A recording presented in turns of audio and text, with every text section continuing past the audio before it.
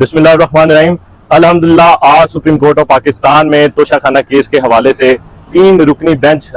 जिसको हेड कर रहे थे chief justice of Pakistan justice Umar Ata Bandial साहब, उन्होंने समाअत की और अल्हम्दुलिल्लाह हमारे वो सारे पॉइंट्स जो हम पहले दिन से ये बातें कर रहे थे कि हमें और इमरान खान साहब को इस ट्रायल में फिर ट्रायल का मौका नहीं दिया जा रहा और इंसाफ के कानूनी तकाजे पूरे नहीं किए जा रहे, आज वही बातें सुप्रीम कोर्ट ऑफ पाकिस्तान में हमारी बातें मानी गई कि बिल्कुल इस केस में इंसाफ के कानूनी तकाजे पूरे नहीं किए गए। हमारे वो पॉइंट्स जिन बातों का सबसे पहले डिसाइड होना था, वो चाहे वो मेंटेनेबिलिटी पे हो, चाहे वो लिमिटेशन पे हो, चाहे वो जुरिस्डिक्शन के हवाले से हो, उन पॉइंट्स को इवेल्युएट या कंसीडर ट्रायल कोर्ट ने नहीं किया। उसके बाद इस्लामाबाद हाई कोर्ट ने इन पॉइंट्स पे सेट असाइड करके ट्रायल कोर्ट को ये हुक्म दिया था कि इन पॉइंट्स को दोबारा सुना जाए, लेकिन जो फाइनल जजमेंट जिसकी बेसिस पे इमरान खान साहब को जेल में भेज दिया गया, उन्हीं पॉइंट्स पे पुराने पॉइंट जिस पॉइंट पे इस्लामाबाद हाई कोर्ट ने सेट असाइड करके ट्रायल कोर्ट को कहा कि इन पॉइंट्स को दोबारा सुना जाए, लेकिन पुरानी ग्राउंड पे फाइनल फैसला दे दिया गया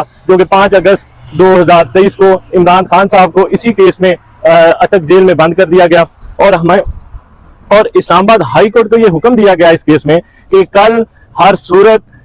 इमरान खान साहब की सजा मौतली की दरखास्त को सुन के फैसला करें और सुप्रीम कोर्ट ऑफ पाकिस्तान ने इसी बाबत जो है केस कल 2 बजे के लिए फिक्स कर दिया कि इस्लामाबाद हाई कोर्ट इस केस को कल कंसीडर करे और